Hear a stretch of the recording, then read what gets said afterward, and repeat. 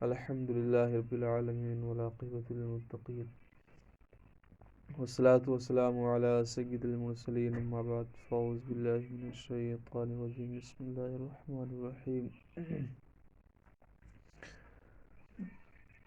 پیارے بچوں، منہاج العربیہ حصہ اول کا درس نمبر 3 مکمل ہو چکا۔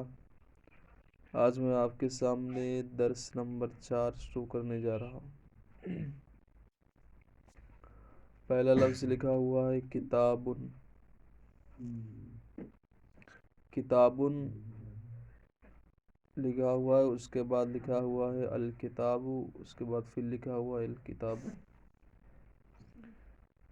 پہلا لفظ لکھا ہوا ہے کتابن اور یہ تنوین کے ساتھ ہے، اور دوسرا لفظ الکتاب جو ہے بغیر تنوین کے ہے۔ اب ان دونوں کے معنی میں بھی فرق ہے۔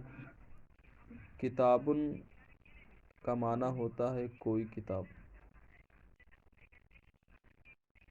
کوئی کتاب یا ایک کتاب، اور الکتاب کا معنی ہوتا ہے کتاب، یعنی کتابن کے بعد جو تنوین ہے، بے پر جو تنوین ہے، اگر یہ تنوین رہے گی تو الف لام نہیں رہے گا، اگر کتاب سے پہلے الف لام رہے گا تو یہ تنوین نہیں رہے گی۔ بس یہ سمجھ لیجئے کہ کتابن یعنی جو تنوین لایا جاتا ہے، یہ تنوین یہ غیر معروف ہے، یعنی یہ اختصاص کے لیے نہیں ہے۔ ہم نے کہا کتابن کوئی کتاب یا ایک کتاب، یا میں نے کہا رجل کوئی مرد یا ایک مرد، لیکن جب ہم نے کہا الرجل مثال کے طور پر، یا ہم نے کہا الکتاب تو وہ ایک خاص ہو گیا، یعنی الف لام یہ اختصاص کے لیے بھی لایا جاتا ہے، خاص کرنے کے لیے، تو اس کا مطلب یہی ہے یہاں پر۔ کتابن کا معنی کوئی کتاب یا ایک کتاب، الکتاب معنی کتاب، الکتاب معنی کتاب، قرآن معنی کوئی قرآن یا ایک قرآن، القرآن معنی قرآن، القرآن معنی قرآن۔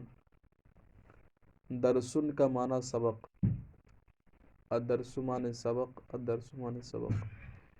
دین معنی کوئی دین، الدین معنی دین، الدین معنی دین۔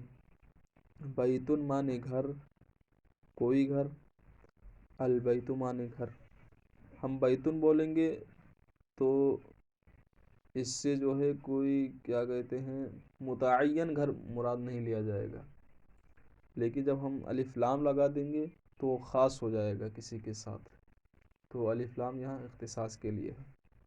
بیتن میں نے کہا کوئی گھر، لیکن جب میں نے کہا البیتو تو یہ جو ہے گھر کے ساتھ خاص ہو گیا، ایک خاص گھر اس سے مراد لیا جائے گا۔ بیتن کوئی گھر، البیت معنی گھر، البیت معنی گھر۔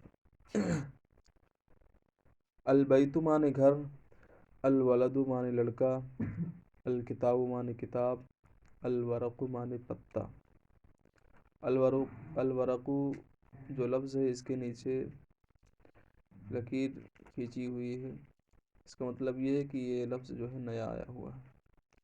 الورق معنی پتا، الجمل معنی اونٹ، الفرس معنی گھوڑا، الحمار معنی گدھا، القرد معنی بندر، الکلب معنی کتا، الدرس معنی سبق، البیت معنی گھر، الرجل معنی آدمی۔